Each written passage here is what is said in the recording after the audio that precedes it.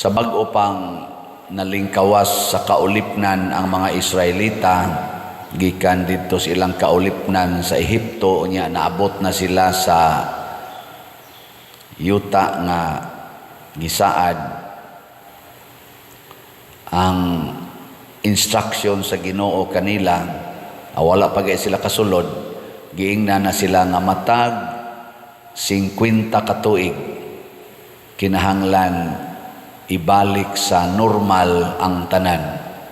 Mao na ang atong gibasihan karon, Jubilee year, tuig sa kalipay, tuig sa pagmaya. Mo nang niingon ta sa ato diring tubag sa Salmo sa to, O Dios, magdaig unta kanimo ang tanang mga nasod. Maglipay ba, magdaig sa Ginoo. Kanus man na mahitabo kung mabalik sa normal ang tanan. Mo nang niingon diri kadtong mga yuta nga gipamaligya, iuli na sa tag-iya, original tag-iya. Kadtong mga kabit, iuli na sa original nga tag-iya. Nindot no? Kamo mga asawa, iuli inyong bana human sa 50 ka tuig, sugot mo? Iuli man, uli. Kanang mga naprinda, iuli. Ang mga utang, papason. Okay mo na? May lamos utang. May unta karon Jubilee year man ron, nga napamantay utang nga 70 million, kanindot untag papason ano? Pero kuyaw sa iuli sa tag-iya kini mga yuta niya simbahan ato ra ba ning gibayran niya, iuli sa tag-iya wa na sa tay simbahanan.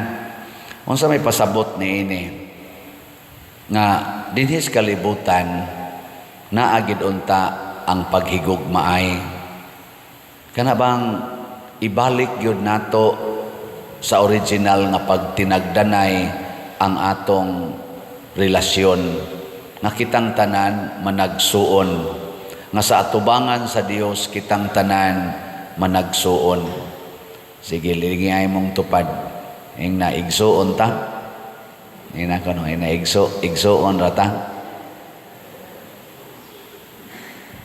Kana bang dili na bitata mag-iyahay.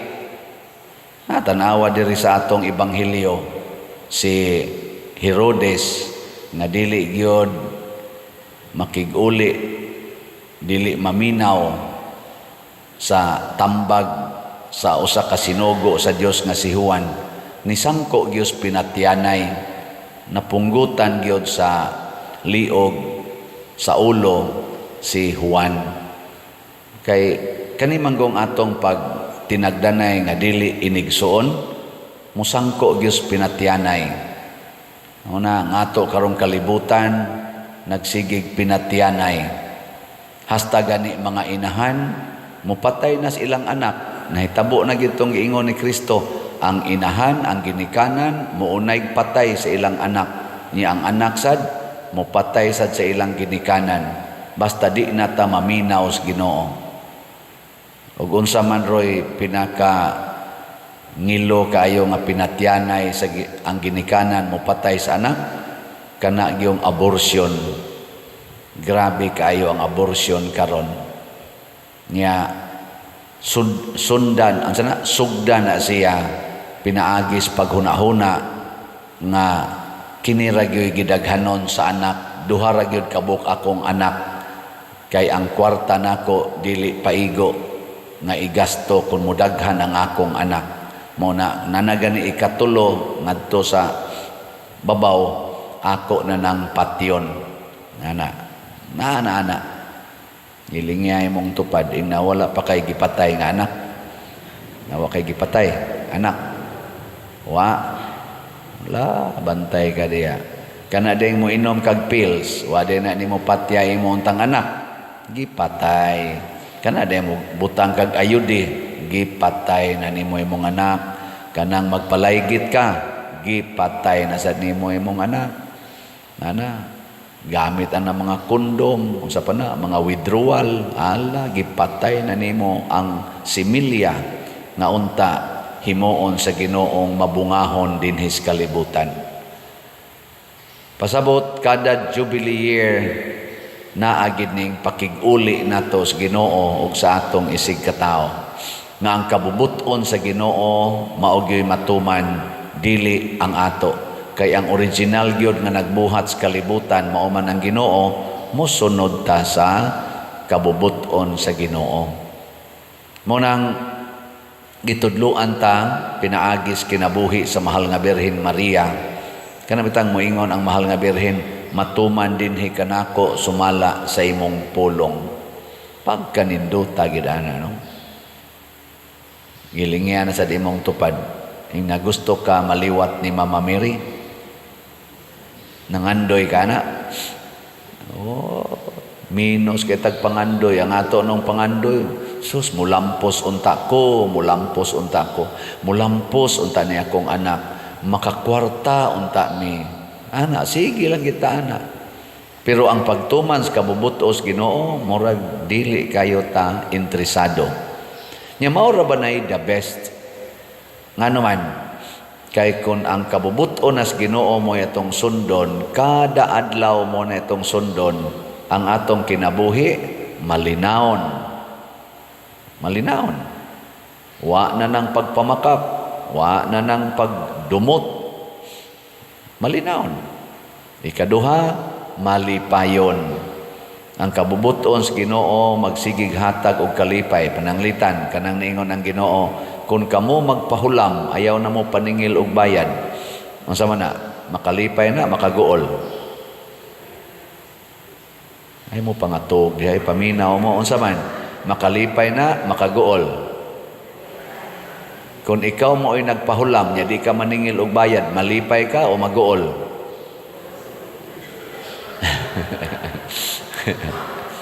Ang nanghuwam, maingon ka, ang nanghuwam, pader, malipay to niya ako.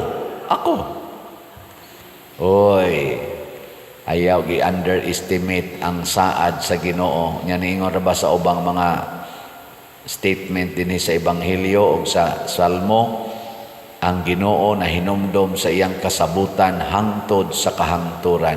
O kung sa may saad sa Ginoo, kung kamo manghatag nga dili na mangayog bayad, ang inyong amahan nga nagtan-aw sa inyong gibuhat, muhatag ninyo og gatusan kapilo og unsay inyong gihatag.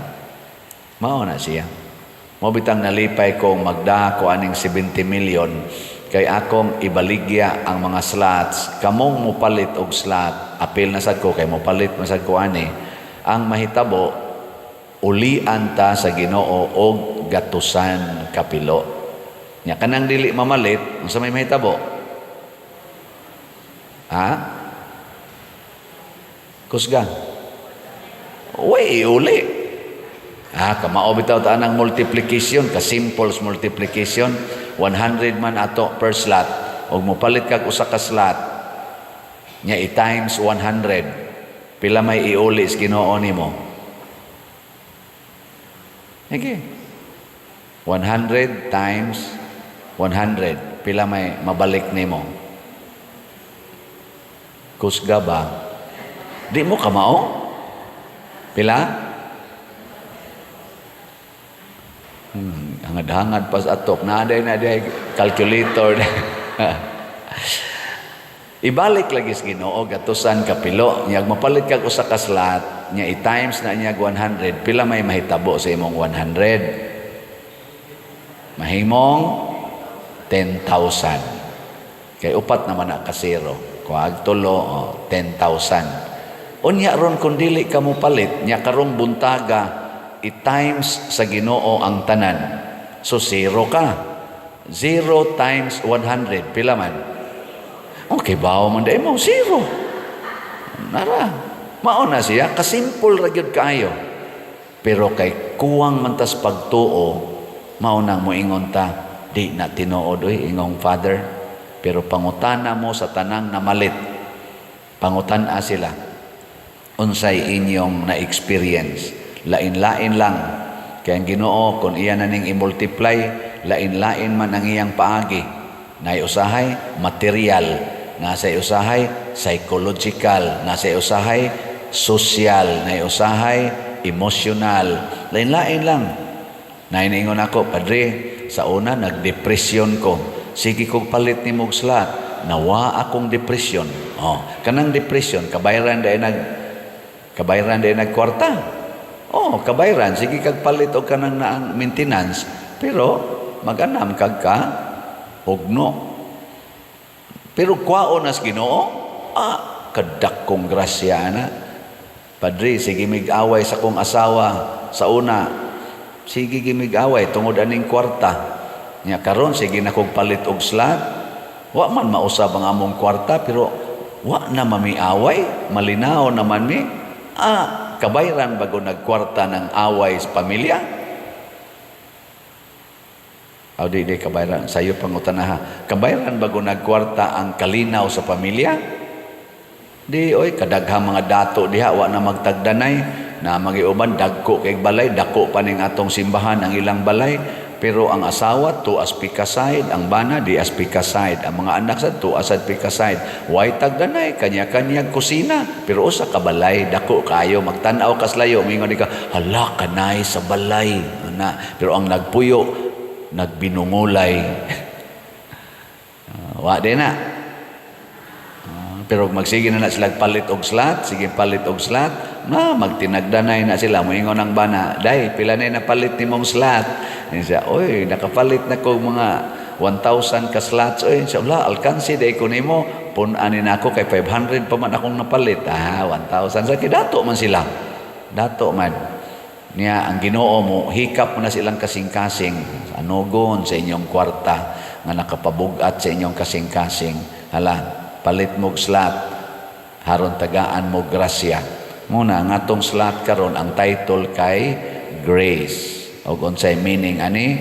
God's reward and complete elation, complete joy. Pila na may atong halin karon? Ang atong halin niabot nag 23,021 ka slots.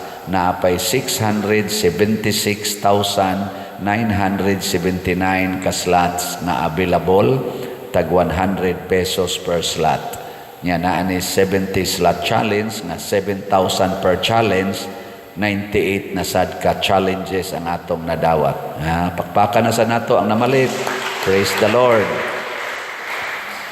Di ni kabayrag sapi kanang complete elation kanang complete joy.